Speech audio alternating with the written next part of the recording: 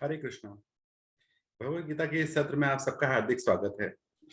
हमने last chapter में भगवान श्री कृष्ण के विराट रूप के बारे में अध्ययन किया, जिसमें अर्जुन बताते हैं भगवान श्री कृष्ण को कि आपने मुझे अपने ऐश्वर्य के बारे में सब कुछ बताया, आपने मुझे ये उपदेश दिया कि आप किस किस रूप में होते हैं।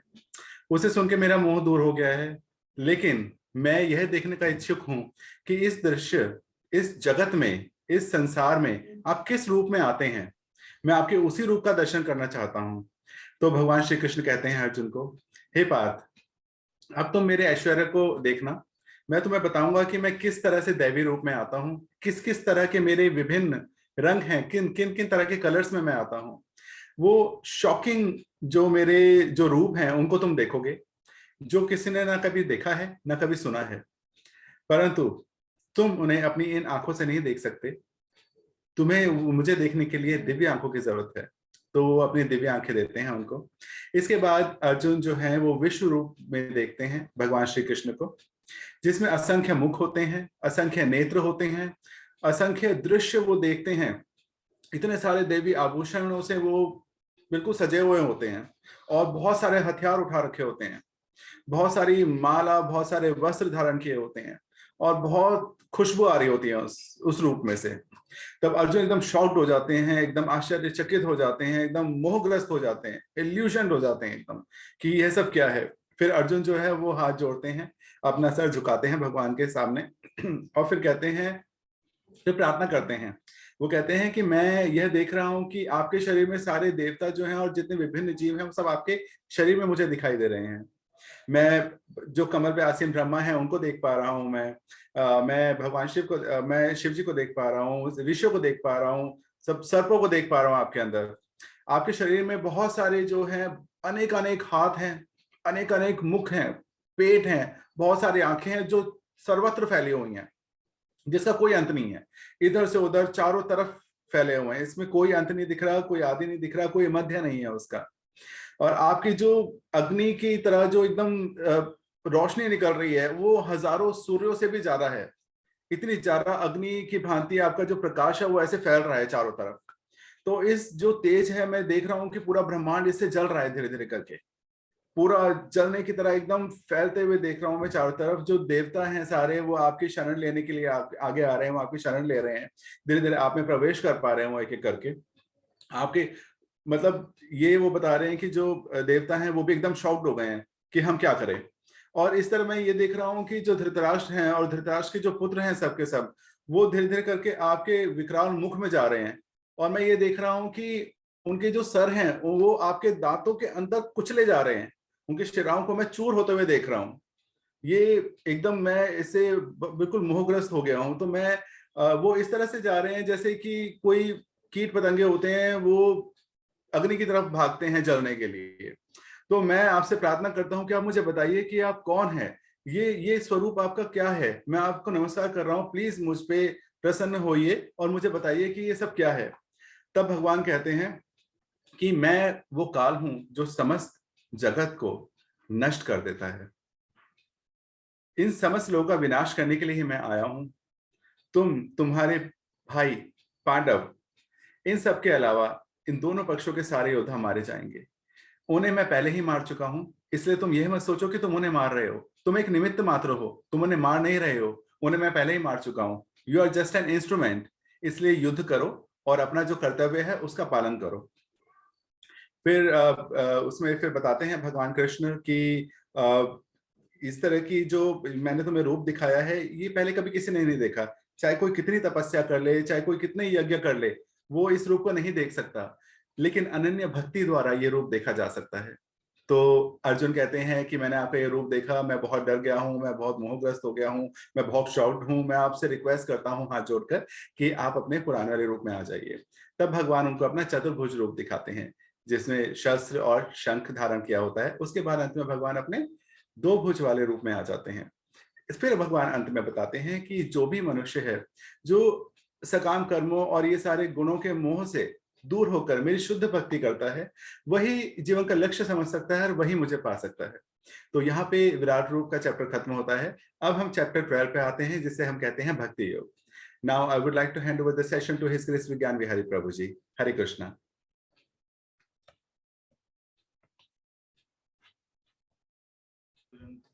हरे कृष्णा। तो ये चैप्टर है भक्ति योग। चैप्टर का नाम ही है क्या? भक्ति योग। तो ये बहुत ही इंपॉर्टेंट चैप्टर है और इसको हम पढ़ेंगे। उससे पहले हम कुछ प्रेयर्स करेंगे। ओम अज्ञानतिमिरान्धस्य ज्ञानाञ्जनशलाकया चक्षुरुन्मीलितं येन तस्मै श्री गुरुवे नमः। श्री चैतन्य मनोभीष्टं स्थापितं येन भूतले स्वयं रूपा कदा मह्यं ददाति स्वपदान्तिकं। वन्देऽहं श्री गुरु श्रीयुतपदकमलं श्री गुरु वैष्णवांश्च श्री रूपं सागरजातं सहगण रघुनाथान्वितं तं सजीवं साद्वैतं सावधूतं परिजन सहितं कृष्ण चैतन्य देवं श्री राधा कृष्ण पादान् सहगण ललिता श्री विशाखान्वितांश्च। हे कृष्ण करुणा सिंधु दीन बंधु जगतपते गोपेश गोपिका कांत राधा कांत नमस्ते। तप्त कांचन गौरांगी राधे वृंदावनेश्वरी वृषभानुसुते देवी प्रणमामि हरिप्रिये। वाञ्छाकल्पतरुभ्यश्च कृपा सिन्धुभ्यश्च च पतितानां पावनेभ्यो वैष्णवेभ्यो नमो नमः। जय श्री कृष्ण चैतन्य प्रभु नित्यानंद श्री अद्वैत गदाधर श्रीवासादि गौर भक्त। हरे कृष्ण कृष्ण कृष्ण हरे हरे हरे राम राम राम हरे हरे। भगवद गीता ग्रंथ की जय। तो आप लोगों से रिक्वेस्ट है जिनके लिए प्रैक्टिकल है वो लोग वीडियो ऑन कर सकते हैं, तो थोड़ा लाइव इंटरेक्शन होता है, नहीं तो निराकार इंटरेक्शन होता है। और आज चैप्टर ज्यादातर यही डिस्कशन है, निराकार और साकार। तो हम निराकार में ना घुसें, साकार की तरफ बढ़े। अगर पॉसिबल है तो ठीक है, नहीं तो कोई दिक्कत नहीं है। Okay, so some people have open. तो इस चैप्टर में आपको ये क्लियर हो जाएगा कि भगवान निराकार हैं या साकार हैं, उनके क्या पूजा करना है, कैसे करना है, क्या भक्ति होता है। बहुत ही मस्त चैप्टर है ये। मतलब इसको पढ़ के ना दिल खुश हो जाता है और इसको समझा के भी दिल खुश होता है और समझ के भी दिल खुश होता है कि भगवान ने एकदम क्लियर बता दिया इसमें। विकास को अगर फैन की आवाज आए तो मुझे इंटरप्ट कर देना। ओके, तो भगवान यहाँ पे बोल रहे हैं दो तरह के वर्शिपर्स होते हैं। एक होते हैं जो निराकार के पीछे होते हैं और एक साकार के पीछे होते हैं। अब भगवान कह रहे हैं इसमें से कौन सुपीरियर है भाई? तो फिर कृष्ण खुद ही कह रहे हैं कि जो मेरी साकार रूप में पूजा करता है मैं उसे परम सिद्ध मानता हूं। बताइए अब इससे ज्यादा क्लियरली क्या मेंशन करेंगे, है ना? सेकंड वर्स में ही बोल दिया कि मैं उसे परम सिद्ध मान रहा हूँ जो मेरी साकार रूप में पूजा कर रहा है।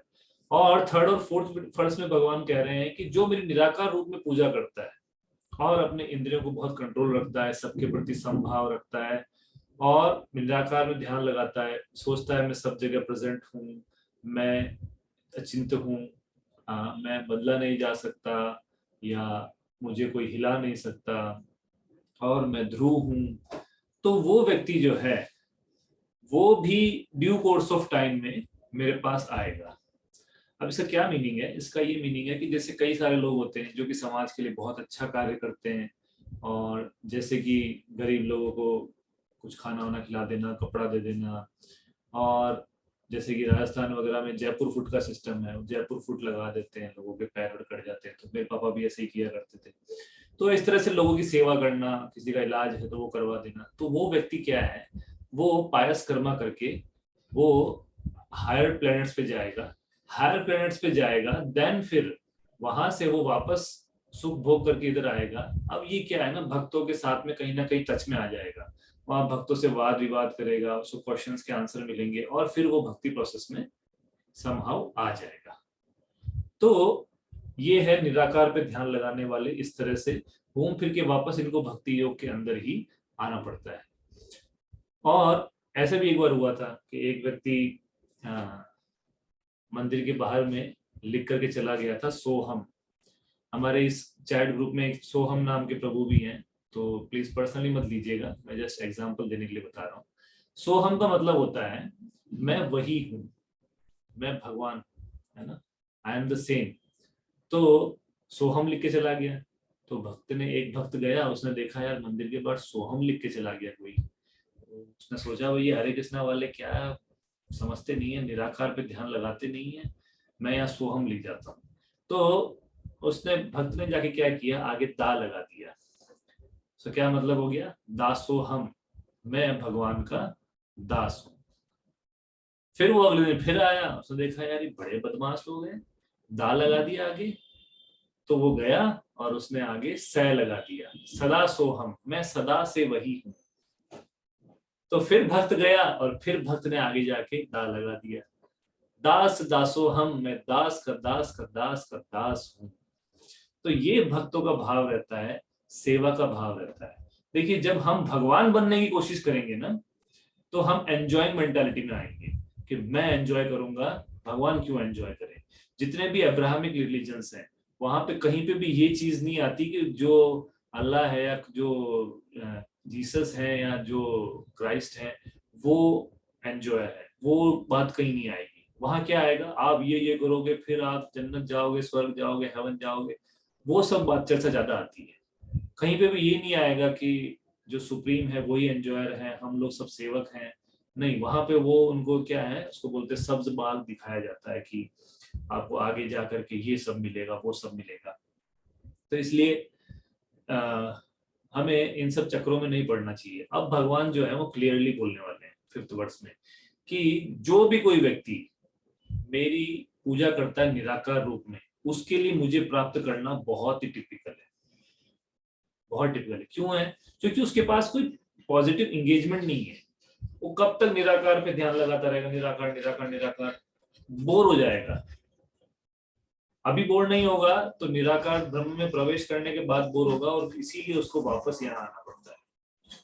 उसको कहीं ना कहीं रिलेशंस बनाने ही पड़ेंगे। जैसे कि श्रील रूप गोस्वामी का एक एग्जाम्पल आता है, उसके अंदर वो बताते हैं कि एक स्त्री है, वो अपने बच्चे को लेकर के भाग रही है क्योंकि उसके पीछे 4 गुंडे पड़े हैं, और वो 4 गुंडे जो हैं उसके पीछे भाग रहे हैं भाग रहे हैं भाग रहे हैं भाग रहे हैं भाग रहे हैं, और स्त्री को कुछ नहीं होश हवास है, बस वो दौड़े जा रही, समहाउ अगर उसको बचना है उन गुंडों से। तो उसको पता नहीं चला, उसका झटका लगा कहीं पे और उसका बच्चा जो है गिर गया उसके हाथ से, और वो भागती हुई चली गई। क्यों? उसको होश नहीं रहा कि बच्चा भी गिर गया, और भागती हुई गई और एक घर के अंदर घुसी, अंदर से गेट बंद उसने कर लिया। अब ये क्या है? निराकार ब्रह्म। यहाँ पे 4 गुंडे नहीं है, जन्म मृत्यु जरा व्याधि, ठीक है ना, birth death old age disease, ये यहाँ पे नहीं है। अब वो रिलैक्स, एकदम रिलैक्स। तभी बाहर से गुंडे किए, नॉक नॉक कर रहे हैं, खोलो तुम्हारा बच्चा हमारे पास है ना। तो अब उसको बच्चे के चलते बाहर जाना ही पड़ेगा, और फिर 4 गुंडे वहां पे हैं, जन्म मृत्यु जरा व्याधि। तो वो जो बच्चा है that is the nature of soul, कि हम जो रिलेशन बनाने की जो हमारी टेंडेंसी है, सोल अकेले नहीं जी सकता कभी भी, है ना, अकेले रह करके नहीं रह सकता वो। तो उसका एक नेचर है। क्या नेचर है? वो लोगों से रिलेशन बनाना चाहता है, लोगों के साथ रिलेशन में रहना चाहता है। तो वो नेचर के चलते उसको वापस इस धरती पे आना पड़ता है। तो एक व्यक्ति ने पूछा कि प्रभुपाद जी से, आप बोलते हो कि निराकार ब्रह्म में आनंद नहीं है, वहां पे भी आनंद है। प्रभुपाद जी ने बोला निराकार ब्रह्म में आनंद है बट रस नहीं है, देयर इज नो रस। रस का इंग्लिश वर्ड कुछ होता ही नहीं है, रस वर्ड का कुछ इंग्लिश में कुछ होता ही नहीं है। उसको मैच करने के लिए मेलो बोल दिया जाता है। मेलो is not the exact word, है ना। मेलो जूस के लगभग ऐसा होता है, बट रस जो है, रस भगवान की लीलाओं में, भगवान की भक्ति में ही मिल सकता है। तो फिर भगवान कह रहे हैं कि जो मेरी पूजा करता है, जो मेरे इस रूप पे ध्यान लगाता है, मतलब सामने जो बोल रहे मेरे इस रूप पे ध्यान लगाता है, मैं उसको इस जगत से उद्धार कर देता हूँ। जो अपने चित्त को मुझ में लगाता है, अपनी बुद्धि को मेरे में लगाता है ना, वो व्यक्ति हमेशा मेरे साथ स्थित रहता है। फिर आगे बता रहे हैं कि अगर तुम अपना चित्त नहीं लगा पा रहे हो तो भक्ति के प्रोसेस का पालन करो। इसका क्या मतलब है कि देखिए 2 प्रकार की भक्ति होती है। एक होती है वैदिक साधना भक्ति, जो अभी हम लोग कर रहे हैं, सुबह उठने का, भक्ति करने का, जपा करने का, किताब पढ़ने का एक शेड्यूल हम बनाते हैं कि मैं ये करूंगा, इतना मिनिमम करूंगा, है ना, इतना तो करना ही है, 16 माला करूंगा, 1 घंटा पढ़ूंगा, या जो भी हमने सेट किया हुआ है। तो ये है वैदिक साधना भक्ति, जिसमें हम रूल्स रेगुलेशंस और ये सब चीजें बनाते हैं, ठीक। अब एक है रागानुरागा भक्ति। रागानुरागा भक्ति में क्या होता है, उस व्यक्ति को कभी सोचना ही नहीं पड़ेगा कि मुझे भक्ति करना है, मेरा माला बाकी है या कुछ है। वो स्वतः ही सुबह उठ जाएगा। वो सुबह क्या उठ जाएगा, वो अलार्म बजने से पहले उठ जाएगा। अलार्म को वो खुद बंद करेगा कि अब बजने वाला, मैं बंद करूंगा इसको। जैसे हमने देखा हमारे गुरु महाराज को, वो सुबह मतलब अलार्म सेट करते हैं, बट अलार्म बजने से पहले ही उठ जाएंगे, बोलेंगे टाइम हो गया क्या, फिर उनका सर्वेंट बोलेगा नहीं अभी टाइम नहीं हुआ, अच्छा ठीक है। फिर थोड़ी देर बाद उठेंगे, फिर बोलेंगे टाइम हो गया क्या, बोले नहीं अभी टाइम नहीं हुआ। बार बार पूछते रहेंगे 3 बज गए क्या, 3 बज गए क्या, 3 बज गए क्या। क्यों? क्योंकि he is very eager to go into the mangal aarti, have darshan of lord, और अपना जपा करना, भगवान का बारे में सेवा करना, ये सब चीजों में बहुत ज्यादा वो है, आतुर है उसको करने के लिए। तो इस प्रकार के जो भक्त होते हैं वो होते हैं रागानुरागा प्लेटफॉर्म पे। उनको कुछ बोलना नहीं पड़ता, उनको शेड्यूल नहीं बनाना पड़ता, उनके लिए स्वाभाविक है। अभी इसको कैसे समझे, एक मदर है वो मार्केट जाती है, मार्केट जाएगी और फिर वहां पे जैसे मान लो उसको लौकी दिखी, तो लौकी मैं ले लूं, लौकी लेने लगेगी, बोलेगी अरे मेरे बेटा तो खाएगा नहीं इसको, चलो छोड़ दो। क्या खाएगा, भिंडी खाएगा, चलो भरवा भिंडी बना के खिलाऊंगी, वो उठा लेगी। कहीं और किसी शॉप पे जाएगी तो देखेगी, अच्छा मैं ये ले जाऊंगी, तो वो क्या बोलेगा, अच्छा अगर मेरा बेटा मेरे साथ में होता तो क्या बोलता। उसके दिमाग में 24 घंटे स्वाभाविक ही वो बच्चे के बारे में चलता रहेगा, चलता रहेगा, चलता रहेगा। उसको कोई बोल नहीं रहा है, या उसको कोई शेड्यूल नहीं बनाना पड़ रहा है कि मैं अपने बच्चे के बारे में इतने समय तक सोचूंगी, है ना, 2 घंटा में बच्चे पे ध्यान लगाऊंगी, नहीं, ये उसको नहीं करना पड़ रहा, उसके लिए स्वाभाविक है वो चीज। तो इसीलिए एक जो शुद्ध भक्त है उसके लिए भगवान के बारे में चिंतन करना स्वाभाविक है, वो रह ही नहीं सकता, है ना, उनकी लाइफ ही नहीं है इसके बिना। तो इसलिए अभी हम भगवान कह रहे हैं कि तुम रागानुराग लेवल पे नहीं हो, तुम्हारा चित्त जो है मुझ में लग नहीं रहा, कोई बात नहीं, तुम अभी वैदिक साधना भक्ति के प्रोसेस का पालन करो, slowly slowly you will come to that platform, that's it, है ना। तो इस चैप्टर से हमें बहुत ही बेसिक चीजें मिल रही हैं कि अगर कोई व्यक्ति हमें बोलता निराकार निराकार, भगवत गीता में लिखा है निराकार पे ध्यान लगाओ, तो उनको बोलना चाहिए आप पहले 12वें चैप्टर का 5 श्लोक पढ़िए, उसके बाद आके हमसे बात करिए। भगवान ने क्लियरली क्रिस्टल क्लियर मेंशन किया हुआ है इनके अंदर कि जो व्यक्ति निराकार के ऊपर ध्यान लगाता है उसको मुझे प्राप्त करना बहुत ही दुष्कर है, बहुत ही मुश्किल है, और जो मेरे साकार रूप की में भक्ति करता है वो भक्त जो है मुझे बहुत प्रिय है। तो ये भगवान ने बहुत ही क्लियरली इसमें मेंशन कर दिया है। अब इसमें कह रहे हैं भगवान कि अगर तुम ये भी नहीं कर पा रहे हो, वैदिक साधना भक्ति भी नहीं कर पा रहे हो, तो तुम कर्म करो, निष्काम कर्म योग का पालन करो, कि तुम कर्म करो और मुझे फल अर्पित करो, ठीक है ना। तुम दिन भर मेरा ध्यान नहीं लगा पा रहे, वैदिक साधना भक्ति का भी पालन नहीं कर पा रहे, ठीक कोई बात नहीं, कर्म कर लो, अपने कर्म करो और ड्यूटीज का पालन करते रहो और मेरे को थोड़ा थोड़ा कभी फल ऑफर किया करो। फिर भगवान कह रहे हैं कि अगर तुम वो भी नहीं कर सकते, फल भी ऑफर नहीं कर सकते, कोई बात नहीं, तुम सकाम कर्म करो। भगवान इतनी छूट दे रहे है ना। तो जो भी करना है करो, बीच बीच में मुझे भी याद कर लिया करो, प्रणाम कर लिया करो, बस इतना सा। फिर बोल रहे हैं कि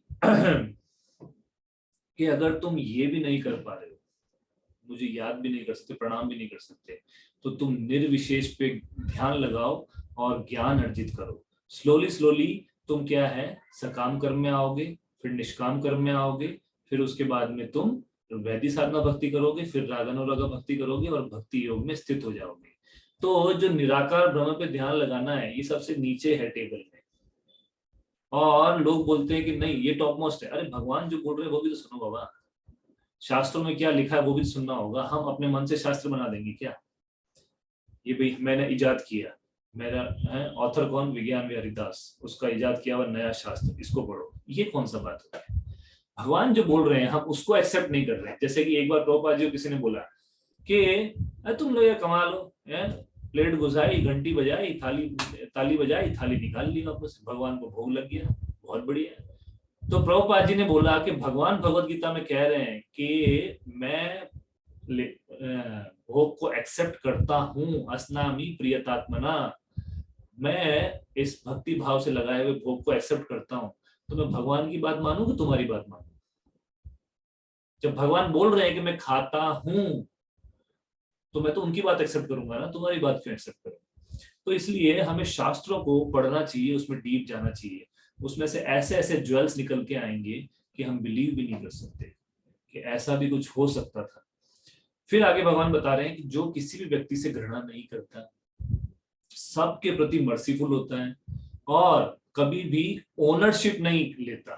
ओनरशिप मतलब अपने आप को सबका मालिक नहीं समझता। एक होता है कि मेरे को कोई जिम्मेदारी दी गई है उस कार्य को करना, दैट ओनरशिप इज डिफरेंट। यहाँ पे ओनरशिप हो रहा है कि अपने आप को स्वामी समझना, मैं सब चीज का स्वामी हूं, मैं भोगता हूं, है ना।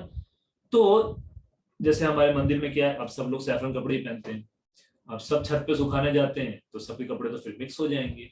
तो हम लोग क्या है, ऐसे छोटा सा कहीं छुपा के शॉर्ट फॉर्म में अपना नाम लिख देते हैं, है ना, पॉकेट के ऊपर अपना नाम लिख देते हैं। जैसे मैं लिख देता हूँ VVD, ठीक है। तो उसके आगे हम लोग एक और लिखते हैं ICO। अब ये ICO क्या है? ICO है in care of, in care of VVD। ये मेरा नहीं है कपड़ा, ये मुझे दिया गया है मैं इसका स्वामी नहीं हूं, पर ये मुझे दिया गया है अभी कुछ समय के लिए। तो मेरे पास जो भी चीजें हैं वो मेरे को दिमाग में ये रहेगा, ये मुझे दिया गया है। वो ICO पढ़ने से दिमाग में आ जाता है कि ये मेरा नहीं है।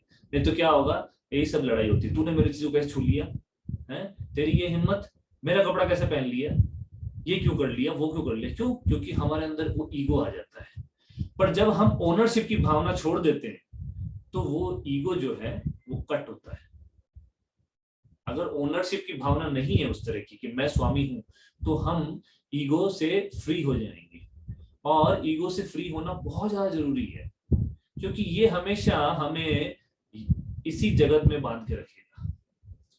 ईगो की लेयर जो है वो सबसे थिक होती है, उसको पार करना बहुत मुश्किल होता है। पर भगवान की अगर कृपा मिल जाए तो वो बहुत ही आसानी से पार हो सकती है। फिर भगवान कह रहे हैं कि जिसके अंदर ईगो नहीं है, जो कि अच्छे और बुरे में स्टेबल रहता है, अगर उसके साथ बहुत बुरा भी हो गया तो वो स्टेबल रहेगा कि इसमें कुछ ना कुछ लर्निंग्स होंगी, या मेरे कुछ ऐसे प्रारब्ध होंगे, मेरे कुछ ऐसे कर्मा है जो कि फलीभूत हो रहे हैं, इसलिए मुझे स्टेबल रहना है।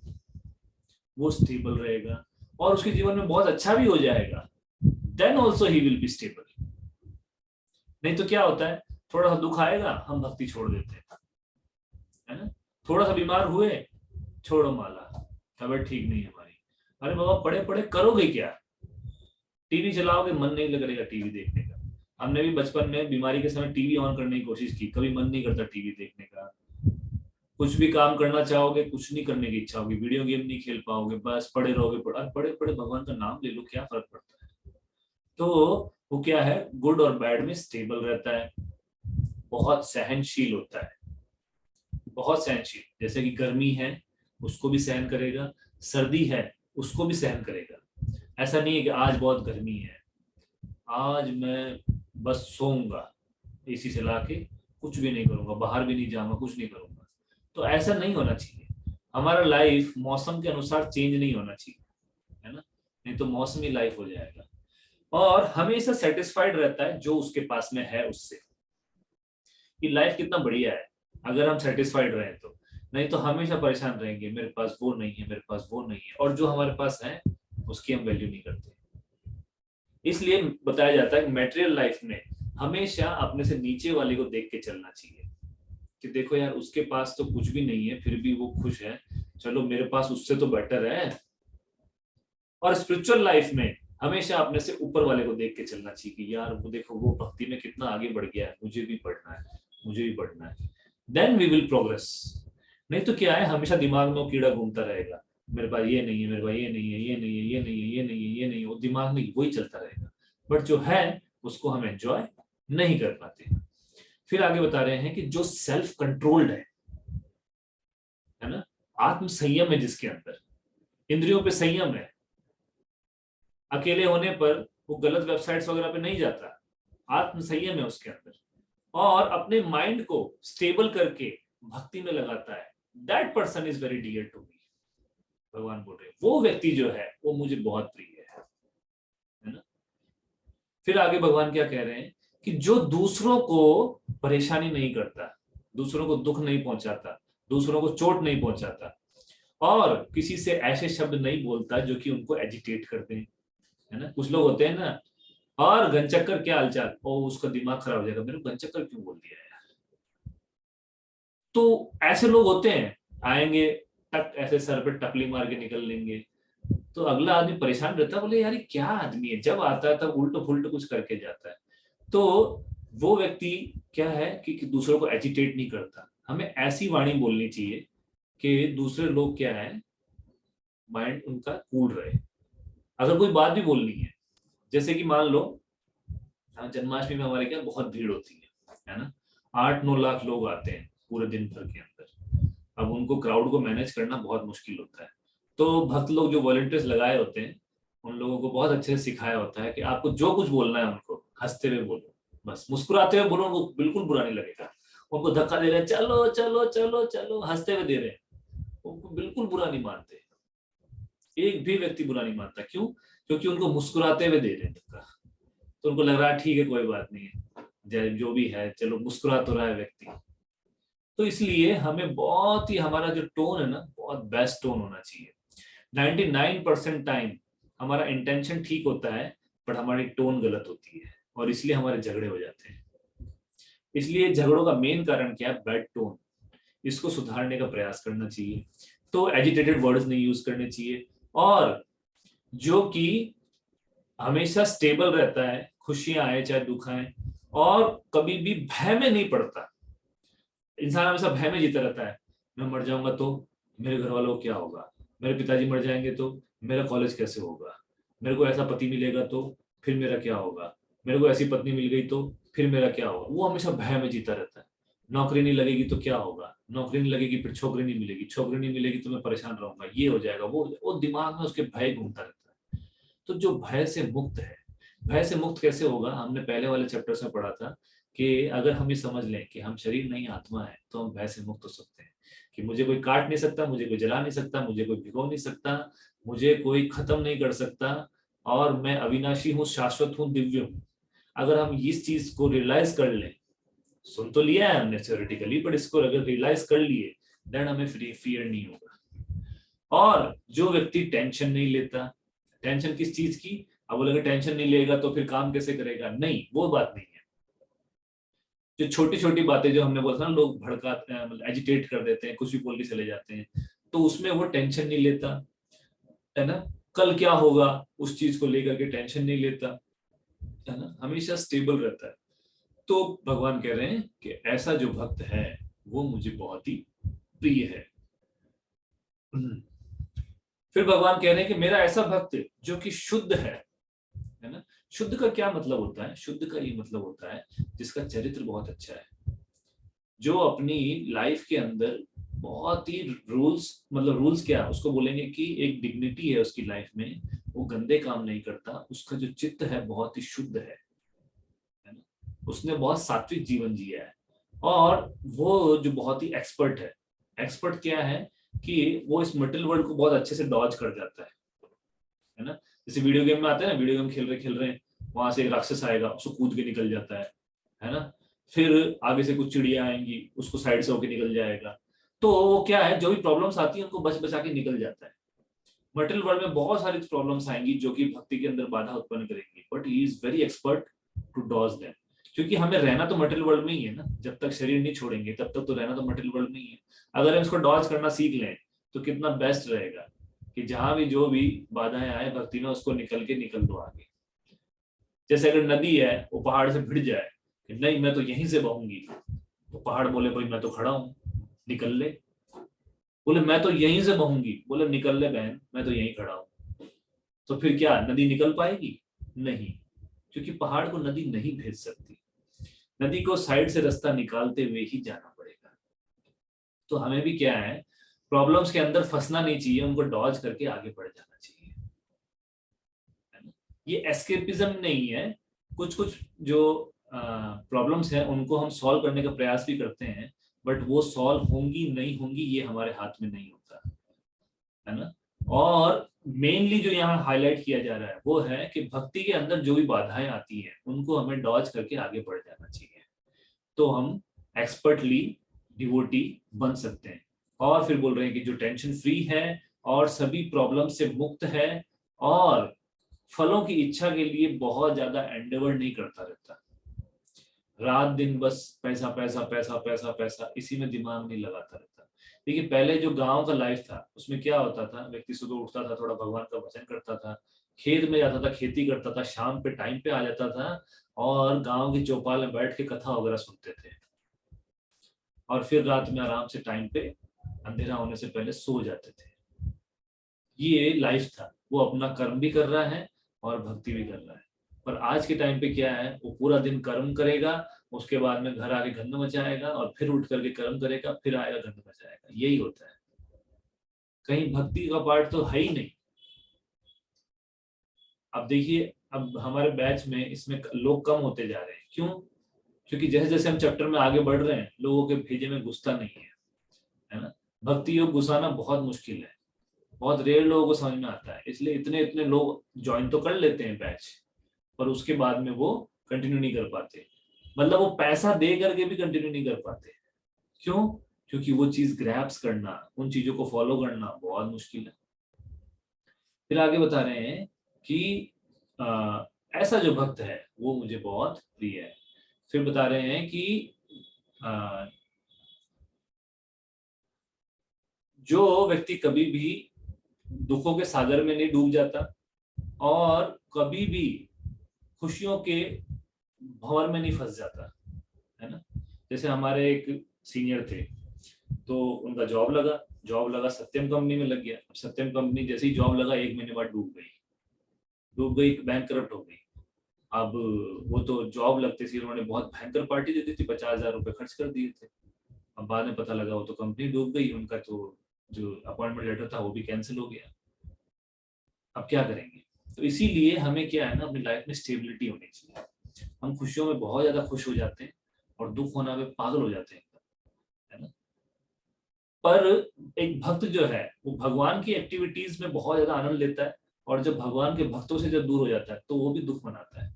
तो भगवान कह रहे हैं कि इस तरह का जो दुख और खुशी है वो फिर भी ठीक है, बट अपने फायदे के लिए हम खुश होते हैं, अपने फायदे के लिए हम दुखी होते हैं, वो सब चीजें हमें त्याग करने का प्रयास करना चाहिए। ऐसे नहीं त्याग पाएंगे, उसके लिए भक्ति लगेगा, भक्ति करेंगे तब ये सब हो पाएगा। और जो व्यक्ति हमेशा पश्चाताप में नहीं लगा रहता, काश पहले मेहनत कर ली होती तो आज मैं इतना पैसा कमा रहा होता, काश मैंने ऐसे कर लिया होता, काश मैंने वैसे कर लिया होता, और बहुत सारी इच्छाएं नहीं होती उसकी कि मैं 4 BHK लूंगा, फिर मैं अपने पड़ोसियों को दिखाऊंगा, ये करूंगा वो करूंगा, इतनी बड़ी गाड़ी लूंगा। 1 BHK 2 BHK 4 BHK कोई नहीं जाएगा बच के, सबको मरना पड़ेगा, सबका समय आएगा। इसलिए हमें इसको बोलते हैं life is a preparation to death. मौत की तैयारी करनी पड़ती पूरे लाइफ, नहीं तो आप डेथ के समय पे कुछ भी नहीं कर पाओगे, हेल्पलेस हो जाओगे।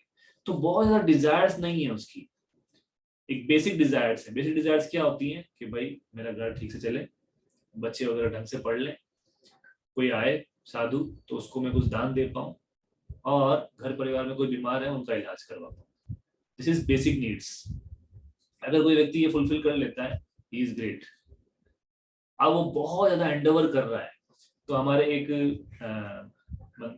डिवोटी हैं जो एक बार डिस्कस कर रहे थे कि जितना पैसा आपने मरने से पहले मतलब बैंक में छूट गया आपके, वो क्या है, उतना मेहनत आपने एक्स्ट्रा किया, क्योंकि वो कोई काम का मेहनत नहीं था। बोलोगे ऐसे कैसे? बोले जो बच्चों को आप दोगे, जैसे मान लो आपने 10 लाख इकट्ठे करके बच्चों को दे दिए, अगर वो सपूत है तो खुद कमा लेंगे, और कुपूत है तो उनको देने की जरूरत क्या है? उनको देने की जरूरत ही क्या है? फिर अगर अच्छे बच्चे हैं तो खुद कमा लेंगे ना, अपनी मेहनत से करने दो उनको। और नहीं है तो क्यों उनके लिए जबरदस्ती आप रात दिन मेहनत किए? इसलिए हमें बहुत ज्यादा डिजायर्स के अंदर नहीं पड़ना चाहिए।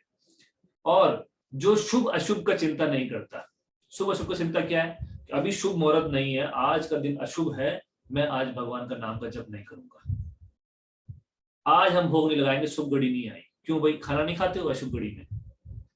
है शुभ अशुभ घड़ी अशुभ घड़ी देख कर खाना खाते हैं क्या? तो फिर भगवान का नाम का जप क्यों ना लें?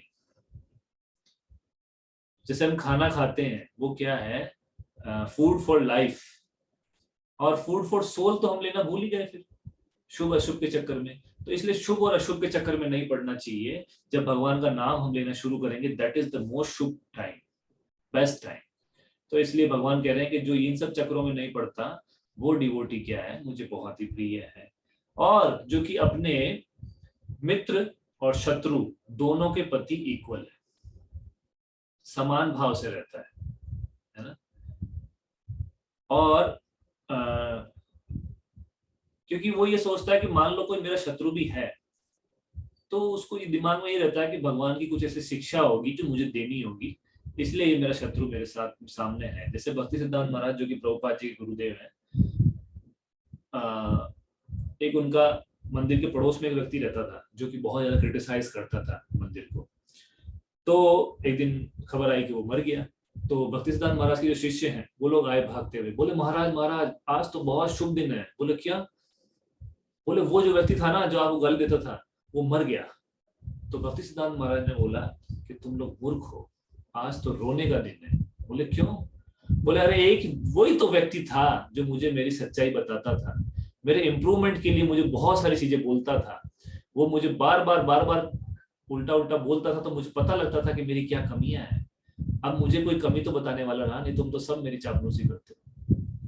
मतलब महाराज ऐसा नहीं है कि चापलूसी करते हैं, गुरुदेव के प्रति तो सबका सम्मान होता ही है, बट महाराज इस तरह से बता रहे हैं कि जो निंदा करने वाले हैं हमें उनके प्रति भी घृणा नहीं करनी चाहिए, वो हमारे इम्प्रूवमेंट के लिए होते हैं, है ना। तो इसलिए हमें भगवान क्या बोल रहे हैं कि हमें मित्र हो चाहे शत्रु हो उनके प्रति इक्वल रहना चाहिए। कोई हमारी तारीफ कर दे, कोई हमारी बेइज्जती कर दे, तो उसके अंदर ईगो नहीं लाना चाहिए। जैसे तारीफ कर दे तो हम बहुत ज्यादा फूल नहीं समझते, है ना। और कई बार लोग बोलते हैं अच्छा वो बता, वो भी तो मैंने किया था, है ना। अच्छा उस दिन मैंने ये काम किया था। लोग अपना ही ग्लोरिफिकेशन करवाते हैं, है ना। फेसबुक वगैरह पे अपना अपना फोटो डालेंगे, मैंने आज ये किया वो किया, क्यों? तारीफ चाहते हैं लोग, नीचे तालियां बजाएं। और एक किसी ने गंदा कमेंट डाल दिया उसमें फोटो के नीचे, बस वहीं पे हमारा ब्लड प्रेशर ऊपर नीचे हो जाएगा। क्यों? क्योंकि ये ईगो से कनेक्टेड है, इसका संबंध ईगो से है ना। और सर्दी और गर्मी इसमें वो स्टेबल रहता है ना। सर्दियां आते ही रजाई के अंदर नहीं घुस जाएगा, अंदर ही घुसा रहेगा, और गर्मियां आते बस एसी में बैठा रहेगा, बाहर नहीं जाएगा। तो ये दोनों चीजों में वो स्टेबल रहता है। और क्या है, खुशियां और दुख में, ये हमने पहले भी डिस्कस किया। और फेम और इनफेम में उसका बहुत ज्यादा फेमस हो गया वो, फिर भी वो स्टेबल है। अगर उसका बहुत ज्यादा इनफेमी हो गया, है ना, उसकी बेइज्जतियां हो गई, उसका अपमान हो गया कहीं पे, या उसके बारे में किसी ने कुछ गलत छाप दिया, तो भी वो स्टेबल रहता है।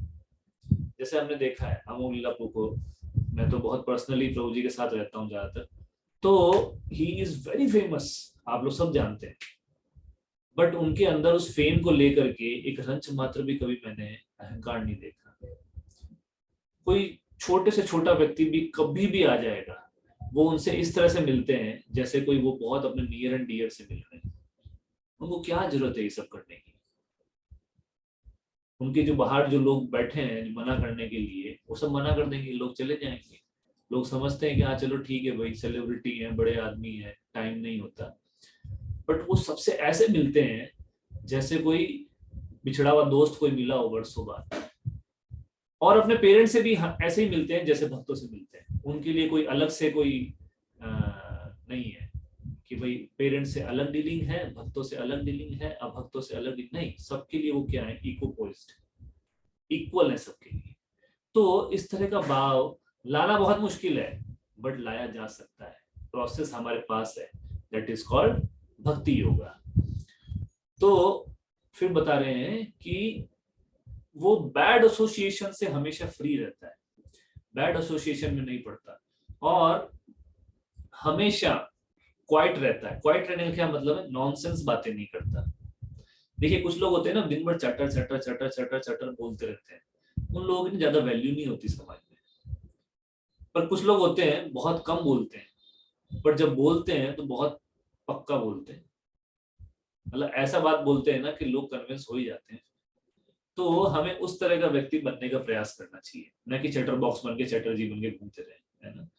और वो व्यक्ति जो हमेशा सेटिस्फाइड रहता है और अपने घर परिवार में कभी भी टेंशन क्रिएट नहीं करता है। देखिए भगवान कितनी बेसिक बेसिक चीजें समझा रहे हैं, है ना। घर परिवार के अंदर टेंशन नहीं क्रिएट करनी चाहिए जबरदस्ती की, जानबूझ कुछ टेंशन क्रिएट कर देना, ये सब काम नहीं करने चाहिए, है ना। अगर ये सब चीजें हम फॉलो कर लें भगवद गीता की टीचिंग्स, तो ये सास बहू के झगड़े ये सब खत्म हो जाएंगे, बचेंगे ही नहीं। पर हम लोग बहुत मतलब लेजी हैं, क्रेजी हैं, फॉलो नहीं करना चाहते हैं।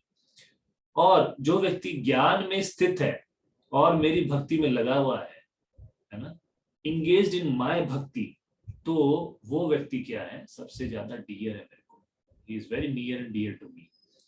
अब भगवान लास्ट में बता रहे हैं कि जो व्यक्ति इस अमर पाथ को, इस अमर रास्ते को फॉलो करेगा और मुझे अल्टीमेट गोल बनाएगा अपना, वो व्यक्ति क्या है, very dear to me, full devotion के साथ मुझे गोल बनाएगा, लक्ष्य बनाएगा, तो ये व्यक्ति क्या है, बहुत ही मेरे निकट है।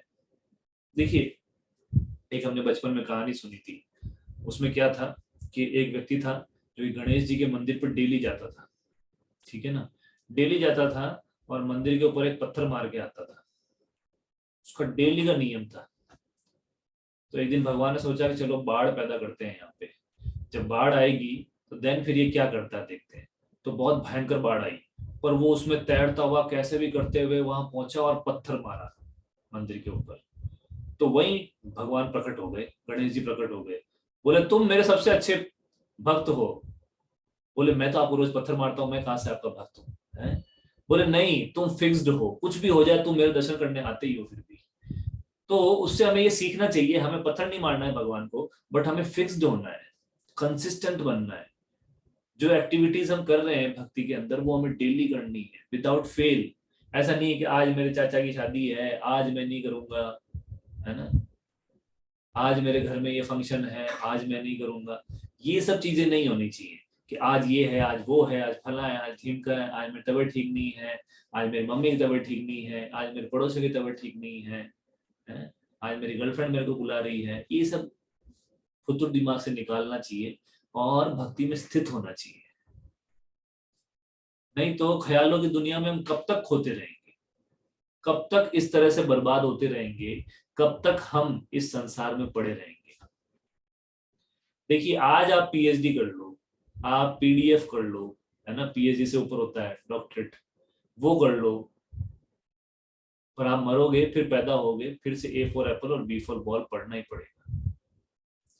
तो ये गेम ओवर होता है फिर गेम वापस शुरू होता है, यही चलता रहता है। हम कितनी बार गेम ओवर करवा चुके हैं, कितनी बार गेम रिस्टार्ट कर चुके हैं, अब कब तक, now let's win the game. तो भगवान ने ये भक्ति योग के अंदर अमर पाथ जो है वो बताया है। तो अब आप लोगों का जो प्रश्न है आप लोग पूछ सकते हैं। यस सूरज प्रभु अनम्यूट करिए। हरे कृष्णा प्रभु जी। हरे कृष्णा। प्रभु जी आप जैसे आपने बीच में बताया था भय से मुक्त रहने वाली बात, तो वहाँ कहा था कि मतलब शरीर नहीं आत्मा हूँ और मुझे कर नहीं जा सकता है। तो वो जहाँ तक मुझे समझ में आता है वो शरीर कष्टों से जुड़ा हुआ, चली गई उसके पास रहेगा तो वो दिखाएगा कैसे, तो वो शरीर के कष्ट का जो भय होता है उसको ये कैसे मिटाता है, ये मतलब ये हमने क्योंकि शरीर का रहेगा ही रहेगा। समझ गया।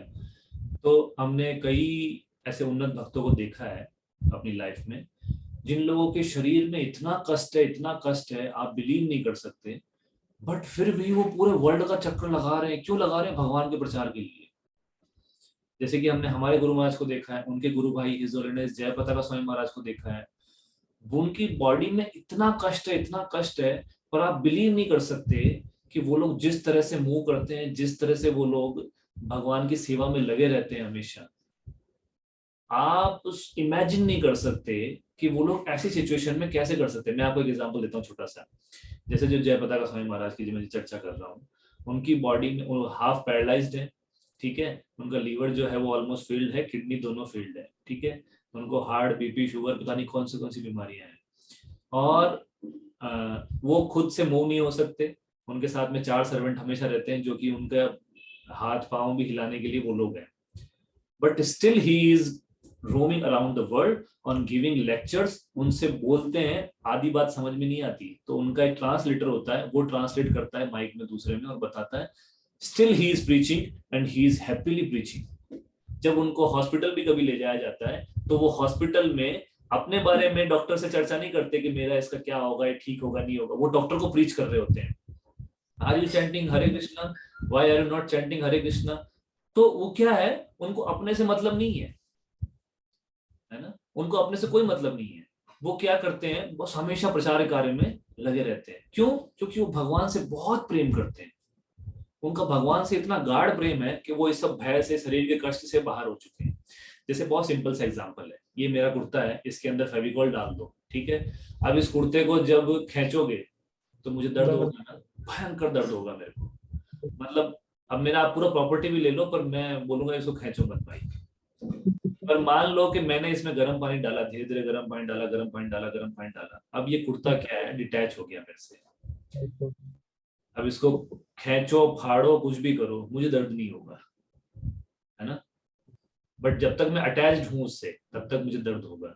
तो इसी तरह से सोल के साथ होता है। जब सोल भक्ति में आगे बढ़ता है ना, तो वो इस बॉडी से डिटैच हो जाता है। जब बॉडी से डिटैच हो जाता है तो सोल को फर्क नहीं पड़ता, उस बॉडी को फर्क पड़ता है। जैसे कि कार में बैठे हुए व्यक्ति को फर्क नहीं पड़ता, कार पे हिट होता है तो उसकी बॉडी पे कोई फर्क नहीं पड़ता। हाँ, वो बहुत ज्यादा कार से अटैच्ड है तो वो जाएगा बाहर, लड़ेगा, उसका सर फोड़ देगा, है ना, वो सब करेगा। तो उसी तरह से हमें क्या है, डिटैच होना है। बीइंग इन आवर लाइफ, मैं ये नहीं कह रहा हूँ डिटैच होने का मतलब है कि सब लोग यहाँ मंदिर में आके बैठ जाओ, है ना, ये उसका मतलब नहीं। इसका मतलब ये है कि हम अपनी ड्यूटीज करते हुए भी डिटैच हो सकते हैं, है ना। मैंने पहले समझाया था, एक होता है रेस्पॉन्सिबिलिटी, एक होता है अटैचमेंट। मुझे अपनी रेस्पॉन्सिबिलिटी पूरी करनी है बट उसमें अटैच नहीं होना है ना। जैसे कि एक हमारे पिताजी बीमार है तो उनको दवाई करवाना, उनको हॉस्पिटल ले जाना, उनको प्रसाद खिलाना, उनको सेवा करना और जो भी उनकी डिमांड है वो पूरी करना, दैट इज माई रेस्पॉन्सिबिलिटी। अब वो ठीक नहीं हो रहे, उसके लिए चिल्लाना, दहाड़ना, डॉक्टर को गाली देना, उसको मारना पीटना, घर वालों पे चिल्लाना, है ना, अपनी किस्मत को फोड़ना, भगवान को गाली देना, ये सब क्या है, अटैचमेंट। इसमें पढ़ के हम दुखी होते हैं, रिस्पॉन्सिबिलिटी पूरी करके हम सेटिस्फाइड होते हैं। बीइंग इन ए ब्रह्मचारी आश्रम में अभी भी अपनी रेस्पॉन्सिबिलिटी, ऐसा नहीं कि मैंने छोड़ दिया घर वालों को, उनसे बात नहीं करना, उनका कोई काम है तो नहीं करना, नहीं। अभी मैं जाता हूँ, उनसे मिलता हूँ, उन्हें कोई काम होता है वो भी करता हूँ, कोई हेल्प चाहिए मेरे से वो भी करता हूँ, सब कुछ करते हैं जैसे नॉर्मल कोई व्यक्ति करता है। क्यों? Because we are not leaving our responsibilities, just try to leave the attachments. ऐसा नहीं कि अभी अटैचमेंट निकल गया मेरा भी, मैं भी ऑन द प्रोसेस हूँ, ऑन द रोड हूँ मैं भी।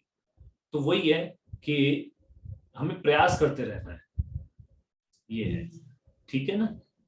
हाँ गुरुजी, बस एक छोटे कोई मेरी 2-3 क्लासेस मिस हो गई थी। बात नहीं, विकास प्रभु को आप मैसेज करिए, विकास प्रभु आपको सब प्रोवाइड कर देंगे, ठीक है। धन्यवाद धन्यवाद गुरुजी। खुशबू माता जी करिए अनम्यूट। हरे कृष्णा प्रभु जी। हरे कृष्णा। लास्ट टाइम पे एक माता जी ने क्वेश्चन पूछा था रिगार्डिंग द मोरपंख की भगवान श्री कृष्ण मोरपंख क्यों लगाते हैं। आपने एक्सप्लेन किया था कि मोरपंख जो होता है वो एक ब्रह्मचर्य का सिंबलाइजेशन है जिसकी वजह से हम भगवान जी उसको लगाते हैं। लेकिन मेरा सवाल ये है कि भगवान जी को मतलब इन सारी चीजों से तो फर्क नहीं पड़ता ना, कौन ब्रह्मचर्य है कौन गृहस्थ में है। तो फिर ये मुझे ना उस लास्ट वो टाइम हो गया था इसलिए मैंने क्वेश्चन नहीं पूछा था, इसलिए मैंने आज के लिए रखा था। दो रीजन मैंने दिए थे उसमें। एक तो मोर जो है उसने आउट ऑफ लव भगवान को दिया था, वो है ना, आउट ऑफ लव। ओके। उसने जब भगवान ने बांसुरी बजाई तो उसने अपना पंख निकाल करके भगवान को दिया। मोर कभी भी अपना पंख खुद नहीं निकालता, अगर गिर जाए तो ठीक है, और अगर कोई और निकाल दे तो भी वो क्या कर सकता है, पर वो खुद कभी नहीं निकालता मोर कि भाई आज मेरे पंख बहुत ज्यादा हो गए हैं चलो एक आधा निकाल के फेंक दो, नहीं। पर उसने खुद निकाल करके 2 पंख अपने भगवान को दिए। ये भागवतम के अंदर आता है। तो जब भगवान को दिए तो भगवान ने बोला कि तुमने मुझे आउट ऑफ लव दिए हैं, so I will accept is as your love, और मैं हमेशा अपने सर पे इसको धारण करूंगा, ठीक है ना। ओके। सेकंड क्वेश्चन मेरा ये है कि श्रृंगार वट कोई जगह है जो मथुरा में है, मुझे नहीं पता है एक्चुअली, मैंने एक लेक्चर देखा था, तो उसमें मतलब वो एक स्टोरी थी। तो उस स्टोरी में ये था कि श्रृंगार वट में श्री कृष्ण भगवान, उनके सखा लोग और उनके भाई नहीं जाते हैं। I want to know. आप म्यूट हो गए, आप म्यूट हो गए, वापस बोलिए। नहीं जाते हैं।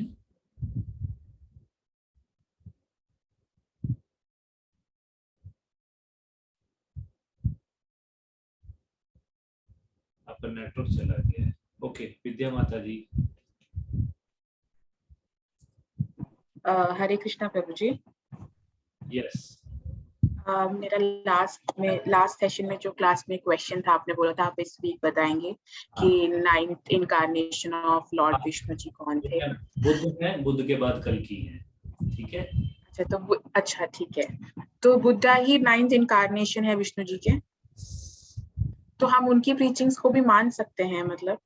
एक्चुअली उनका एक पर्पस था आने का यहाँ पे, है ना जी। तो पर्पस ये था कि उस समय पे सबसे पहले क्या हुआ था कि लोग शास्त्रों के नाम पे और बहुत ज्यादा अंधाधुंध जानवरों को काट रहे थे, है ना। तो भगवान बुद्ध को आना पड़ा। उन्होंने सारे शास्त्र को खंडन किया, बोला कोई शास्त्र पालन करने की जरूरत नहीं है, अभी जीरो वर्ल्डिज्म, उसको फिलॉसफी दिया ताकि लोग अभी कटिंग करना बंद करें, ठीक है। वो एक पर्टिकुलर टाइम के लिए था। उसके बाद में शंकराचार्य आए। शंकराचार्य ने बोला जीरो नहीं 1, कि भगवान भी एक है, हम भी एक है, और हम और भगवान एक है, ऐसे करके। देन उसके बाद में जब ये स्टेबल हुआ, उसके बाद में माधवाचार्य आए। माधवाचार्य ने दिया 2, 1 नहीं 2। शास्त्र वही है, बट वो समय के अनुसार उसको वापस से चेंज करना पड़ा क्योंकि लोगों ने उससे डेविएट हो गए थे। तो उन्होंने 2 का फिलॉसफी दिया कि भगवान अलग है, जीव अलग है, ठीक है ना। उसके बाद में चैतन्य महाप्रभु आए। चैतन्य महाप्रभु ने बोला कि 2 भी है और 1 भी है, हम भगवान और हम एक भी हैं और अलग भी हैं। एक कैसे हैं? क्वालिटी वाइज हम भगवान के बराबर हैं, हमें भगवान के बराबर सारी क्वालिटीज है। क्वांटिटी वाइज डिफरेंट है। जैसे कि समुद्र में से एक लोटा निकाल लो पानी, तो वो जो पानी लोटे के अंदर है वो हम हैं, और जो समुद्र है वो भगवान है। तो उस लोटे के अंदर जो है वो सारा जितना भी समुद्र का पानी है उसी के इंग्रेडिएंट्स है ना। तो वो जितना भी इंग्रेडिएंट्स है वो सारे समुद्र के सेम है, बट क्वांटिटी में बहुत ज्यादा डिफरेंस है, ठीक है। इस प्रकार से। धन्यवाद। ओके, भावना माता जी अनम्यूट करिए। हरे कृष्ण बाबू जी। हरे कृष्ण। आपने बताया कि हमें मटेरियल वर्ल्ड में जो है अपने से नीचे को देखना चाहिए, और भक्ति के उसमें हमें कंटेक्स्ट में अपने से ऊपर वाले को देखना चाहिए। तो जब हम मटेरियल वर्ल्ड में अपने से नीचे वाले को देखते हैं कि तो उससे एक लेजीनेस आती है, तो उस चीज को कैसे ओवरकम किया जाए? लाइक अगर हम कोई वर्क कर रहे हैं तो उसको अचीव करने में एक लेजीनेस आ जाएगी कि मैंने जो अपनी लाइफ में फॉलो किया मैं वही बताऊंगा कि जब भी आप कहीं कंपटीशन है या कुछ भी है तो किसी और से compete मत करो, अपने आप से compete करो, आप अपने आप आगे बढ़ जाओगे। जब हम दूसरों से compete करते हैं ना तो हमारा आगे बढ़ने का एक लिमिट होता है। जैसे मान लो आपको क्लास में फर्स्ट आना है, तो आप मान लो 80% फर्स्ट आ जाओगे, अब आप 80% पे रुक गए, अब आपकी ग्रोथ नहीं होगी। बट अगर आप हमेशा अपने आप से compete करते रहोगे तो फिर आप हमेशा आगे बढ़ते रहोगे। जैसे कि मेरे कॉलेज में क्या था कि गर्ल्स को ज्यादा नंबर दिए जाते थे प्रैक्टिकल्स वगैरह में उनमें, तो मैंने कहा ठीक है दो, मुझे क्या करना है। तो फर्स्ट सेमेस्टर 4th रैंक आया मेरा, second semester 3rd rank, third semester में सीधा फर्स्ट रैंक पे।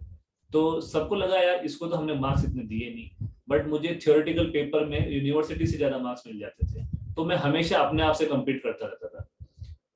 फिर थोड़ा सा उस समय पे दिमाग ऐसा ही होता है ना कि यंग एज में थोड़ा दिमाग होता है फितूरी, तो कुछ ऐसे एसोसिएशन थे तो ज्यादा गुंडागर्दी वगैरह ऐसे उल्टे पुल्टे काम करते थे। तो टीचर्स क्या है बहुत ज्यादा नाराज थे, डिस्पाइट ऑफ मैं फर्स्ट आ गया पर फिर भी नाराज थे। तो उन्होंने प्रैक्टिकल से बहुत गंदे नंबर दिए, पर मैं हमेशा यही सोचता था मुझे अपने आप से कम्पीट करना है, तो मैं हमेशा थ्रू आउट उसके बाद फर्स्ट ही रहा। तो इसलिए हमें क्या है अपने आप से कम्पीट करो, दूसरों से कम्पीट मत करो। दूसरों से कम्पीट करने में लिमिट होती है फिर, और टेंशन भी होती है मैं उससे आगे क्यों नहीं बढ़ पा रहा हूँ, आप उसके बारे में ही सोच रहे हो। फिर कभी कभी लोग क्या है उसके जैसे मान लो उसके घर की लाइट काट देंगे, ऐसे उल्टे पुल्टे काम करने में लगते हैं। इसको बोलते हैं अपनी लाइन लंबी करो, दूसरे की लाइन छोटी करने से कोई फायदा नहीं है। जब आप अपनी लाइन लंबी करोगे वो अपने आप छोटी हो जाएगी ऑटोमेटिकली, है ना। तो हमें इस चीजें फोकस करना चाहिए। मेरा एक और सवाल है, आपने बताया था कि हमें स्क्रिप्चर्स में ऐसे ज्वेल निकल कर आएंगे, तो मैं जानना चाहती हूँ कि मैंने अभी तक मतलब ऐसे स्क्रिप्चर्स पढ़ना स्टार्ट नहीं किया है, तो एज अ बिगनर मुझे कौन से स्क्रिप्चर्स फॉलो करने आप चाहिए? भगवत गीता ही पढ़िए। ओके। भगवत गीता को बहुत सीरियसली उस पर गो थ्रू होइए। आपके पास प्रभुपाद जी का भगवत गीता है? जी हाँ। इसमें इन डेप्थ जाइए, आपको बहुत ज्यादा कुछ सीखने को मिलेगा। देखिए मैं जब भी टेंशन में होता हूँ, ऐसा नहीं है कि हम ब्रह्मचारी तो हमें टेंशन नहीं होती, हमें भी टेंशन होती है। मैं इसको सीधा ऐसे खोलता हूँ कहीं से भी और पढ़ना शुरू कर देता हूँ। उस समय मैं ये नहीं सोचता हूँ कि मैंने कहाँ तक पढ़ा था, मेरा बुक मार्क कहाँ पे है, नहीं। मैं उस समय पे कहीं से भी खोलता हूँ। इसको बोलते हैं भगवान पर डिपेंडेंसी होना चाहिए कि भगवान ने जो लिखा है उसमें परफेक्टली कुछ ना कुछ मिलेगा और पक्का मेरे को वहां पे सोल्यूशन मिल जाता है मेरी प्रॉब्लम का, ऑलवेज। पिछले 8 साल से मैं ये देख रहा हूँ, मैं हर बार यही एक्सपेरिमेंट मारता हूँ, हर बार मैं कहीं से भी खोलता हूँ उसको। मतलब ऐसा नहीं कि रोज मैं पढ़ता हूँ तो कहीं से भी खोलता हूँ, जिस दिन टेंशन में होता हूँ कहीं से भी खोलता हूँ, उसका सोल्यूशन वहां मिलता है। तो ये हमें ट्राई देना चाहिए। हमने बहुत कुछ ट्राई किया है जीवन में, बहुत कुछ ट्राई किया है। छोटे थे तो मिट्टी भी खा लिए, है ना, बड़े हुए तो कौन कौन क्या क्या किया है सब जानते हैं। तो एक बार क्यों ना इसको भी ट्राई दिया जाए अच्छे से, ठीक है ना। आप लोग कोर्स में यहाँ तक आए, भक्ति योग चैप्टर तक आ गए, बहुत मतलब ग्रेट, बहुत रेयरली कोई आ पाता है। तो क्यों ना इसको अच्छे से ट्राई दिया जाए, ठीक है।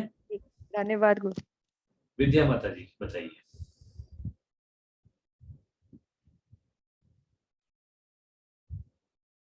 अनम्यूट करिए विद्या माता जी।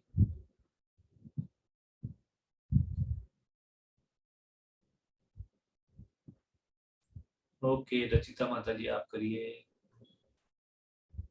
हरे कृष्णा। प्रभु जी मैं आपसे पूछना चाहती हूँ कि आप हम लोग attachment, how do we stop getting attached to things. अब कोई टेस्ट दे रहे हैं, कोई काम कर रहे हैं और टुवर्ड्स अ फैमिली मेंबर्स हम डिटैच्ड कैसे रहे, वो बताइए। देखिए ये ना थ्योरेटिकली ना समझाया जा सकता है, ना बताया जा सकता है, और ना आप समझ पाएंगे। इसके लिए हमें भक्ति योग का पालन करना पड़ेगा। भक्ति योग प्रोसेस का पालन हम जब करेंगे तो फिर हम धीरे धीरे जो है डिटैचमेंट, मैंने बताया ना, जैसे मेरा कुर्ता जो है चिपका हुआ है, अब मुझे इसमें गर्म पानी डालना पड़ेगा। गर्म पानी डालूंगा, धीरे धीरे धीरे धीरे धीरे वो गर्म पानी डालने से जो फेविकॉल है वो छूटेगा, तब जा करके डिटैचमेंट आएगा। तो ये 1 डे प्रोसेस, 1 मंथ प्रोसेस या 1 ईयर प्रोसेस नहीं है। It totally depends upon our surrender. हम कितना सरेंडर्ड हैं भगवान को, और कितना अच्छे से हम भक्ति का पालन कर पा रहे हैं, कितना हम अपने सिंस को मिनिमाइज कर पा रहे हैं, इस पे भी डिपेंड करता है, ठीक है। बट बहुत सॉरी प्रभु जी, सॉरी, है ना, समझे आप। हाँ देखिए एक होता है मैंने आग जलाई और फिर मैंने पानी डाल दिया, फिर मैं अगले दिन फिर आग जलाता हूँ, फिर मैं शाम में पानी डाल देता हूँ, तो ऐसी आग जलाने का फायदा क्या फिर, है ना। इसलिए हमें जो भक्ति की अग्नि हम जलाते हैं, प्रभुपाद जी कहते थे कीप इट ड्राई, मतलब उसके अंदर पानी मत डालो, तो भक्ति की जो अग्नि है वो और अच्छे से जलेगी। डेली हम उसमें जलाते हैं, उसमें लकड़ी वकड़ी सब डालते हैं, फिर शाम में पानी डाल देते हैं। इसलिए पाप कर्मों में नहीं लगना चाहिए। एक बार हम भक्ति प्रोसेस में आ गए, अब पापों से दूर हटना चाहिए। कब तक हम एक ही एक्टिविटी बार बार करते रहेंगे, नहीं। ओके यशवर्धन प्रभु। और कुछ नहीं पूछा। हरे कृष्णा। हरे कृष्ण। यशवर्धन प्रभु। यस। हरे कृष्णा प्रभु जी। हरे कृष्णा प्रभु जी, सेंस ग्रेटिफिकेशन और माया ऑन द सरफेस कितनी अच्छी लगती है, बट जब हम उससे वो नहीं कर पाते तो बाद में बहुत रिग्रेट भी फील होता है। तो ऐसा कुछ हो सकता है कि इससे हमारा रत्ती भर इंटरेस्ट खत्म हो जाए सेंस ग्रेटिफिकेशन, मतलब ऑन अ गुड लेवल हर चीज के लिए। तो वो इंटरेस्ट तो मरते दम तक बना रहेगा, बट अगर हम भक्ति में बहुत ज्यादा इंगेज्ड है ना, तो फिर हमें उन सब चीजों की याद नहीं आएगी, मतलब दिमाग में आएगा ही नहीं। जैसे मुझे पहले ये चीज समझ में नहीं आती थी कि ऐसा कैसे हो सकता है कि दिमाग में आए ना, दिमाग में है पर दिमाग में आए ना। तो जब मैं आश्रम ज्वाइन किया तो अब यहाँ पे इतना बिजी शेड्यूल रहता है हमारा, ऐसा नहीं किसी ने फिक्स किया है ना, हमारा वैसे ही बिजी बिजी रहता है पूरा दिन। तो 3 बजे उठते हैं, रात में 9 साढ़े 9 बजे सोते हैं, तो पूरा इतना बिजी रहता है शेड्यूल कि याद भी नहीं आता कि कुछ है ऐसा कि सेंस ग्रेटिफिकेशन, ये वो, लस्ट, एंगर, ग्रीड, वो सब कुछ याद भी नहीं आता। तो इसलिए हमें क्या है, भक्ति प्रोसेस के अंदर बहुत ज्यादा एनग्रॉस्ड होकर के और बिजी रहना पड़ेगा, सबसे पहली बात। सेकंड चीज कि हमें डिटरमाइन करना पड़ेगा कि अगर मेरा मन मुझे खींच भी रहा है तो मैं फोर्सफुली उसको वहां से निकाल पाऊं। शुरू शुरू में फोर्स मारना पड़ता है, जैसे कि 2 लकड़ी के गट्ठर है, वो आपस में चिपके हुए हैं, तो उसको हथौड़ा मार के अलग करना पड़ता है शुरू में।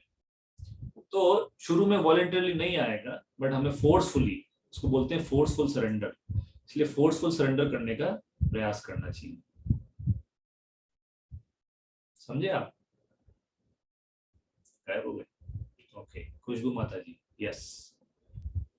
हरे कृष्णा प्रभु जी, वो शायद यहाँ पे बारिश हो रही है ना, इस वजह से अच्छा, बताइए। डिस्कनेक्ट हो गया था। मेरा सेकंड क्वेश्चन ये था कि जो श्रृंगार वट है, वहां पर श्री कृष्ण भगवान, बलराम भगवान और उनके सखा लोग क्यों नहीं जाते हैं?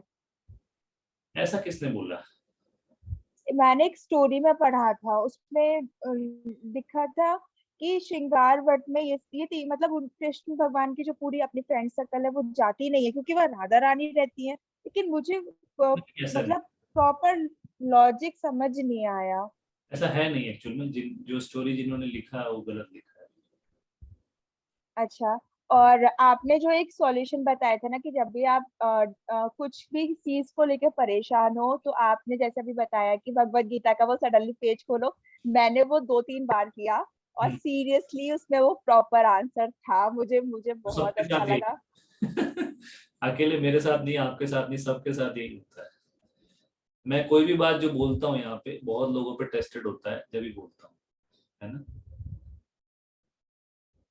ओके, पार्थ प्रभु आप बोलिए। हरे कृष्ण प्रभु जी।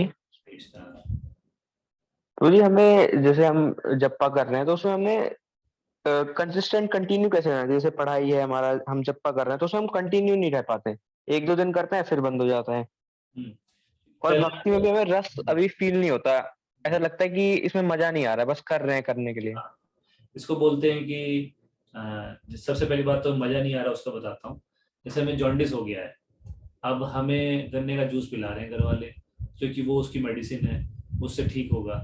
पर जब गन्ने का जूस पी रहे हैं तो वो कड़वा लग रहा है, हम बोल रहे हैं यार क्या इतना कड़वा चीज पिला रहे हैं। पर वो कड़वा पीते पीते पीते पीते एक दिन मीठा लगने लगेगा, जिस दिन जॉन्डिस ठीक हो जाएगा।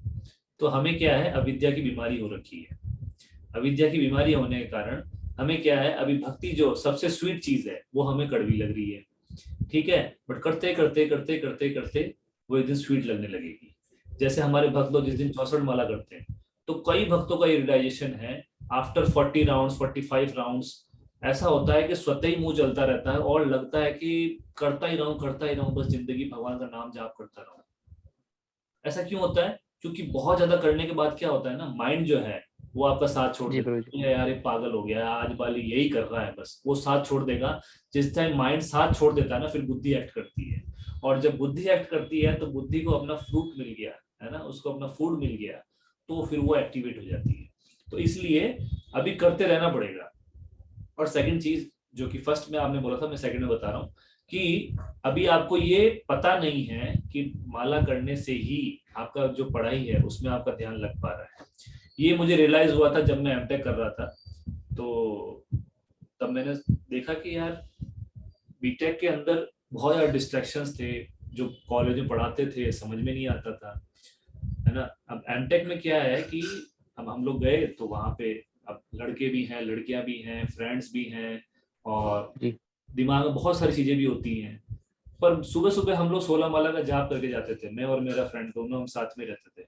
16 माला का जाप करके जाते थे, क्लास में जो कुछ पढ़ाया होता था वो पूरा दिमाग में घुस जाता था, एकदम डाउनलोड। मैंने एमटेक के अंदर बहुत कम पढ़ाई किया पर फिर भी डिस्टिंक्शन से पास हो गया। कैसे? क्योंकि जब वो पढ़ा रहे थे तब एकदम पूरा दिमाग में घुसता था, अभी डिस्ट्रैक्शन होता नहीं था। क्यों? सुबह सुबह हमने क्या किया है, अपना पावर रिचार्ज किया है, तो फिर पावर रिचार्ज से फोकस अच्छे से कर पा रहे हैं। तो ऐसा होता है एक्चुअल में। ये जो भक्ति है ये हमें मटेरियल लाइफ में भी बहुत सपोर्ट करती है, और ये चीज जब हमें समझ में आ जाएगी तो फिर इस तरह के डिस्ट्रैक्शन हमारे दिमाग में नहीं आएंगे कि ये करूं नहीं करूं, क्यों करूं, अभी टाइम वेस्ट हो जाएगा। और अगर हम स्टूडेंट लाइफ में हैं तो हमारे जो प्रिस्क्राइब्ड राउंड्स हैं वो हमें कम रखने चाहिए। अगर टाइम नहीं मिल रहा है तो कम राउंड्स करने चाहिए, कोई दिक्कत नहीं, बट करना चाहिए, छोड़ना नहीं चाहिए। ठीक है जी प्रभु जी, थैंक यू प्रभु जी। ओके, हरे कृष्ण। हरे कृष्णा। अनम्यूट करिए सूरज। यस गुरुजी एक चीज और पूछनी थी। जैसे माला करने के लिए और ये भगवत गीता पढ़ने के लिए किसी तरीके के मतलब कोई नियम या कुछ होता है इस तरीके का, या अभी करो, अभी कोई नियम कुछ नहीं, पहले करो, ठीक है ना। जैसे हमें कई लोग पूछते हैं कि मंदिर आएंगे तो नहाना पड़ेगा क्या? मैंने कहा पहले आओ, नहाना ना नहाना बाद में देखेंगे। आना जरूरी है, नहाना जरूरी नहीं है, पहले आना शुरू करो, नहाने अपने आप लग जाओगे फिर।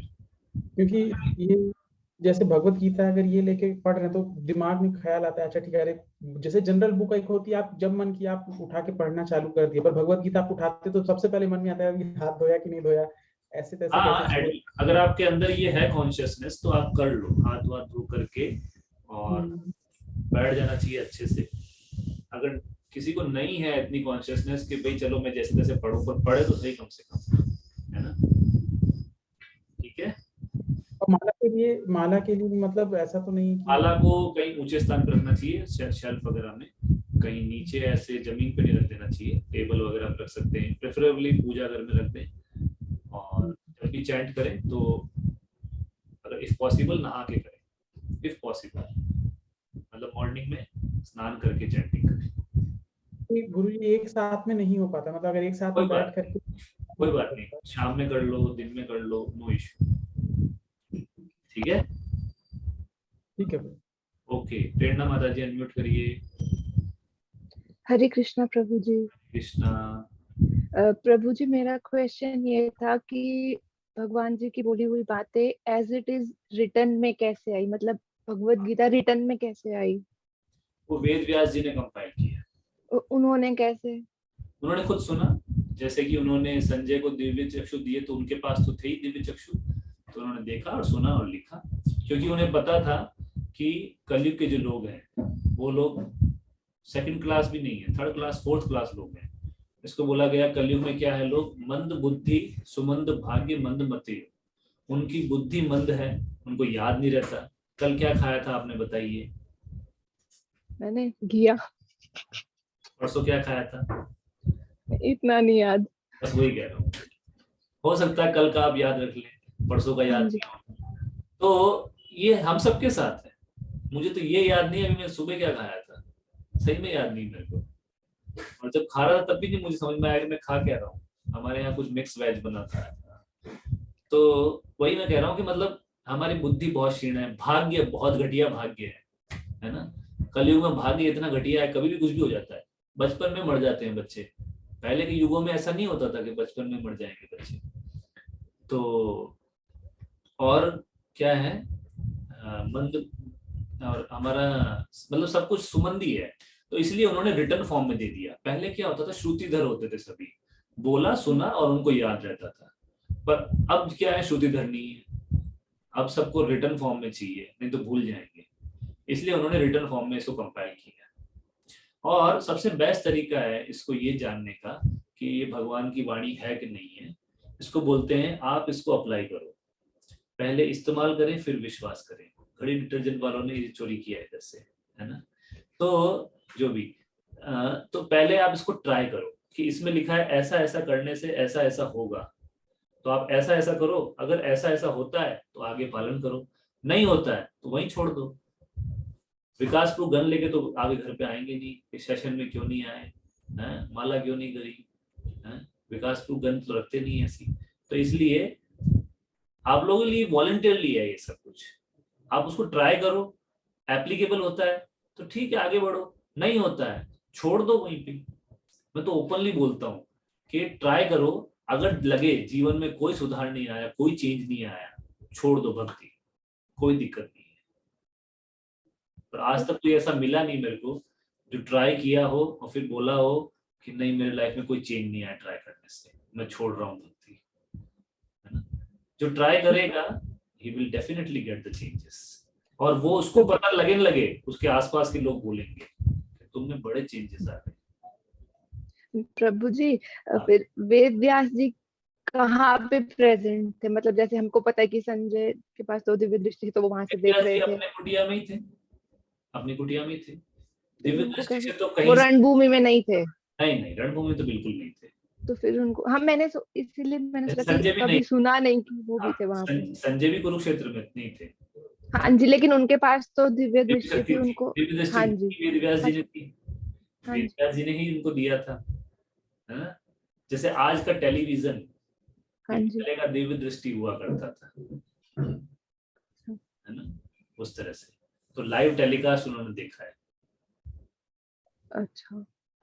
और इसमें भगवत गीता के कौन से चैप्टर में, आई थिंक लास्ट चैप्टर में था, अर्जुन बोल रहे हैं कि आप परम ब्रह्म परम धाम पवित्रम परमम भवाम है, पुरुषम शाश्वतम दिव्यम आदि देवम अजम विभु, आहुष्या मृष्या सर्वे देवर्षि नारदस तथा असित देवल व्यासो स्वयं चैव ब्रवीषि में। मतलब वो बोल रहे असित देवल व्यास, ये आदि ऋषियों ने इस चीज को कंफर्म किया है, और नॉट ओनली वेद व्यास जी, बाकी ऋषियों ने भी अपने अपनी बुक्स में इसको कंपाइल करके कंफर्म किया है।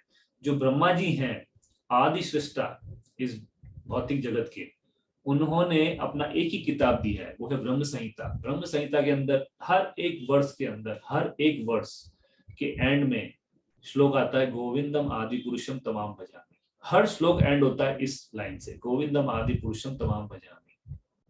हे गोविंद, मैं आपका आदि पुरुष है, आप, मैं आपको पूजा करता हूँ, अर्चना करता हूँ। ब्रह्मा जी ऐसा क्यों बोल रहे हैं? तो ये सब चीजें हैं, और हम आगे सेशंस में जाएंगे, डिटेल में बहुत सारी चीजें आएंगी। प्रभु जी, आखिरी सवाल, फिर भगवान जी ने संस्कृत में ही किस लिए? पहले यही लैंग्वेज चलती थी, Sanskrit is the best language. आपको पता है संस्कृत में कुछ ऐसे भी लिखा जा सकता है कि लेफ्ट टू राइट पढ़ोगे तो राम लीला, और राइट टू लेफ्ट पढ़ोगे तो कृष्ण लीला। संस्कृत इस तरह की लैंग्वेज है, ऐसा भी हो सकता है। एक मैंने बुक पढ़ी थी जिसमें आप अगर संस्कृत का जो लेटर्स लिखे हुए हैं, जो लाइन लिखी हुई है, अगर लेफ्ट टू राइट पढ़ोगे तो राम जी का ग्लोरिफिकेशन है, और उसी लाइन को राइट टू लेफ्ट पढ़ो तो कृष्ण का ग्लोरिफिकेशन है। ये संस्कृत लैंग्वेज है, और आज साइंटिस्ट भी ये मान रहे हैं कंप्यूटर के लिए भी बेस्ट लैंग्वेज जो अगर हो सकती है तो वो संस्कृत हो सकती है, वो उस पर रिसर्च कर रहे हैं। पर हमारे यहाँ पे इसको इतना डिग्रेड कर दिया गया ना, जो संस्कृत बोलता है उसका मूवीज के अंदर मजाक उड़ा के 70s से, जो भी संस्कृत बोल रहा है कॉमेडियन होगा, है ना, तो उसको कॉमेडियन घोषित करके और इतना मजाक उड़ाया गया संस्कृत का। संस्कृत देव भाषा है, बहुत ही हाईली मतलब कल्चर्ड भाषा है। अब इंग्लिश के अंदर पता ही नहीं चलता किस वर्ड का क्या मीनिंग निकल जाता है कई बार। अब आप हिंदी को या संस्कृत को पढ़ो, जैसे पढ़ने में आ रही वही सब वैसा ही उसका मीनिंग होता है। साइकोलॉजी की स्पेलिंग के अंदर पी आ जाता है आगे, अब पी क्या, पी साइलेंट लगाया क्यों साइलेंट है, फालतू बच्चों का दिमाग खराब करने के लिए। तो ये सब घटिया लैंग्वेज है, मलिचों की लैंग्वेज है, बट वही है कि उसको प्रमोट कर दिया गया, सबकी जबान पे आ गया है ना, तो इस तरह से। थैंक यू प्रभु जी। ओके, हरे कृष्णा। आप सबका बहुत बहुत धन्यवाद सेशन में आने के लिए। हरे कृष्णा। श्रील प्रभुपाद की जय, भगवत गीता ग्रंथ की जय।